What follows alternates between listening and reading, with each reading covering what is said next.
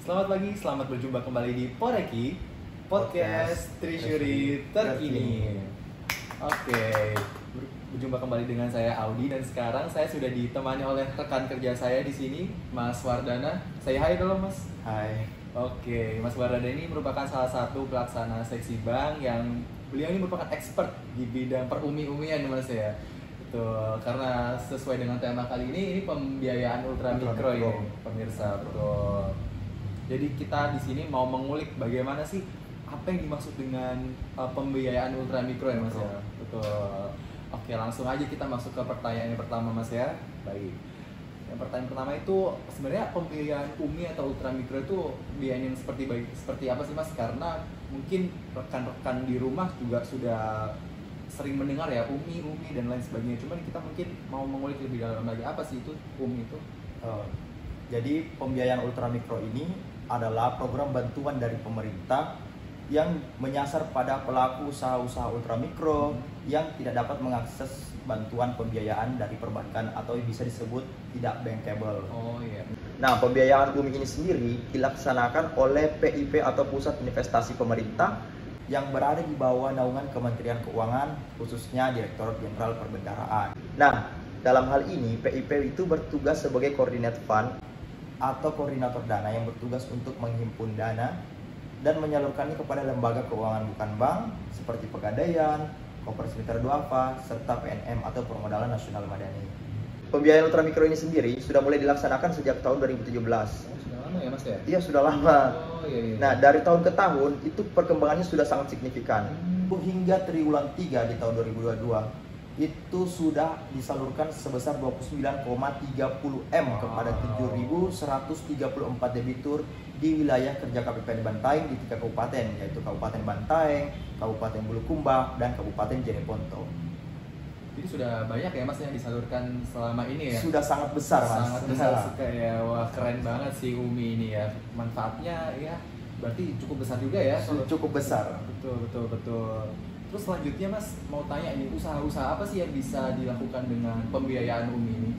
Nah, semua usaha produktif, tidak hanya di sektor perdagangan, namun di sektor-sektor produktif lainnya seperti pertanian, perkebunan, peternakan, jasa, dan industri lainnya. Oh, keren. Jadi semua usaha ini basically bisa dilakukan dengan pembiayaan ultramikro, Mas. Bisa. Ya? Oh, keren.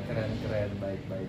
Terus sebagai misalkan ada orang yang mau merintis usaha itu, bagaimana nih, Mas, cara-caranya untuk mendapatkan pembiayaan ultramikro ini? Nah, sangat gampang, Mas. Oh, bagaimana dong? Caranya cukup untuk mendatangi kantor-kantor LKBB terdekat seperti PNM, Pegadaian, dan Koperasi Mitra Duafa dengan syarat hanya membawa kartu tanda penduduk.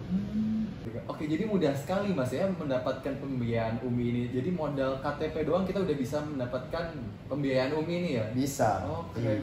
Jadi misalkan buat teman-teman yang baru merintis usaha itu nggak perlu khawatir karena mudah sekali pembiayaan UMI ini. Sangat mudah untuk diakses sebenarnya. Betul. Oke, kita lanjut ke pertanyaan selanjutnya, Mas ya.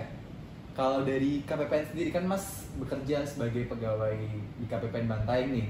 Nah, apa sih kira-kira peran KPPN dalam pembiayaan ultramikro ini, Mas? Bisa diceritakan sedikit mungkin? Jadi sesuai dengan ketentuan dalam Dirjen Perbendaharaan nomor 6 tahun 2022 itu diatur bahwa seluruh instansi vertikal di bawah Direktorat Jenderal Perbendaharaan itu memiliki tugas untuk melaksanakan monitoring dan evaluasi terhadap pelaksanaan pembiayaan ultramikro. Nah, dalam pelaksanaannya sendiri, monitoring dan evaluasi ketepatan data ini dilakukan untuk menguji keakuratan data, di mana kita merekonsiliasi antara data SIKP dan dokumen-dokumen akad dari penyalur. Nah, monitoring dan evaluasi ketepatan data ini dilakukan secara on-desk. Berbeda dengan pengukuran nilai keekonomian debitur, di mana kita melaksanakan survei secara on-site untuk mengukur seberapa besar dampak dari pembiayaan ultramikro ini. Di mana kita melaksanakan 2 survei, yaitu survei baseline dan survei endline di tahun berikutnya. Oke, Mas, dari 2 tugas yang telah dilakukan tadi oleh KPPN itu selanjutnya apa, Mas, tindak lanjutnya? Nah, tindak lanjutnya adalah KPPN akan menyusun laporan monitoring dan evaluasi secara semesteran yang disampaikan kepada kantor wilayah Direktorat Jenderal Perbendaharaan Sulawesi Selatan. Oh, berarti pelaporannya ini dilakukan secara berjenjang ya Mas ya? Betul sekali, Ke Mas. unit eselon di atasnya. Iya, betul. Oh, jadi KPPN di Sulawesi Selatan nih, misalkan kan di KPPN Bantaeng akan melakukan pengiriman laporan ke Kanwil Sulawesi Selatan. Iya, betul. Oh, gitu gitu. Oke. Ya, oke, langsung ke pertanyaan selanjutnya Mas ya. Kira-kira harapan terkait program pembiayaan UMI dari Mas Wardana ini kayak gimana Mas? Harapan dari kami adalah pelaku-pelaku usaha ultramikro ini betul-betul dapat memanfaatkan bantuan pembiayaan ultramikro ini untuk dapat mengembangkan usaha-usaha produktifnya, sehingga pelaku-pelaku usaha ultramikro ini dapat naik kelas dan menggerakkan serta meningkatkan perekonomian di daerahnya. Wah, keren. Jadi semoga kedepannya pembiayaan ultramikro ini dapat bermanfaat besar ya Mas ya bagi pelaku usaha ultramikro Mas ya. Iya, Mas. Oke, baik. Oke teman-teman sekalian, sudahlah kita di penghujung acara Poreki pada hari ini, pada episode kali ini. Dan yang bisa saya simpulkan dari bincang-bincang kali ini Mas, jadi pembiayaan ultramikro ini merupakan program pemerintah ya untuk menyediakan fasilitas bagi pengusaha ultramikro yang belum bisa mengakses pembiayaan dari perbankan Mas ya, atau Betul. mungkin yang tadi disebutkan tuh yang belum bankable teman-teman.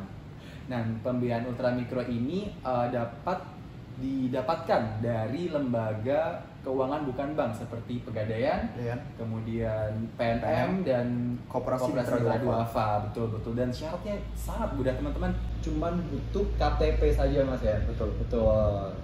Oke Mas Wardana, terima kasih Sama-sama. sudah hadir di episode Poreki episode kali ini, dan semoga informasi yang disampaikan dapat bermanfaat bagi teman-teman pemirsa di rumah ya Mas ya. Oke, sampai jumpa di episode Poreki selanjutnya. Poreki Podcast Treasury terkini. Sampai jumpa, dadah.